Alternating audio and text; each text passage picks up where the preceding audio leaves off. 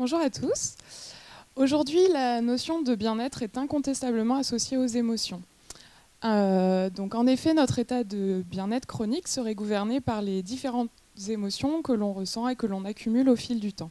Ainsi, mes chances d'être dans un état de bien-être seront augmentées si les émotions que je ressens quotidiennement sont principalement positives, à l'inverse de si elles étaient principalement négatives. Alors, s'il paraît évident de mesurer les émotions chez l'homme, évidemment, il n'en est pas de même chez l'animal, puisqu'il est dépourvu de langage. Par ailleurs, chez le cheval, donc si nous disposons maintenant de pas mal d'indicateurs d'émotions négatives, il n'en est pas de même pour les émotions positives. Or, ce sont ces indicateurs d'émotions positives qui pourraient permettre aux utilisateurs quotidiens des chevaux de pouvoir évaluer exactement à quel moment leur animal se sent bien, vit dans de bonnes conditions. Alors, si on s'intéresse maintenant aux différents personnages que vous pouvez voir ici, qui ont été créés par les créateurs de chez Pixar à l'occasion du film Vice Versa.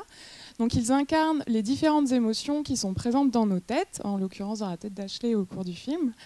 Et donc, si on y regarde de plus près, on peut voir que chaque émotion est dessinée selon ses caractéristiques qui lui sont propres. Donc si on regarde par exemple la tristesse en bleu, elle adopte une posture plutôt affaissée, alors qu'à l'inverse, la joie, elle, va montrer un comportement très énergique et une posture érigée. Donc le but de ma thèse sera de tenter de mettre en avant, à la fois d'un point de vue comportemental et postural, les caractéristiques des émotions positives chez le cheval.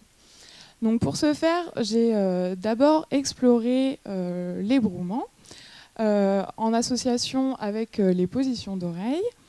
J'ai ensuite étudié plus en détail la situation d'anticipation alimentaire qui est réputée pour être une phase source d'émotions positives chez l'animal, notamment chez le cheval. Et donc je vais essayer de mieux caractériser la valence de cette situation et des comportements qui y sont associés. Et pour finir, j'ai tenté de caractériser d'un point de vue neurophysiologique les émotions positives grâce à un nouvel outil qui nous permet de mesurer les ondes cérébrales chez le cheval tout en étant libre de ses mouvements. Donc j'ai mesuré ces ondes cérébrales au cours d'un test de biais cognitif qui consiste à définir si les chevaux sont plutôt optimistes ou pessimistes. Et donc l'idée est de tenter de mettre en avant les types d'ondes cérébrales majoritairement exprimées chez les individus optimistes. Donc j'espère à travers ces différentes étapes pouvoir dessiner le profil des émotions positives qui s'expriment chez le cheval. Je vous remercie.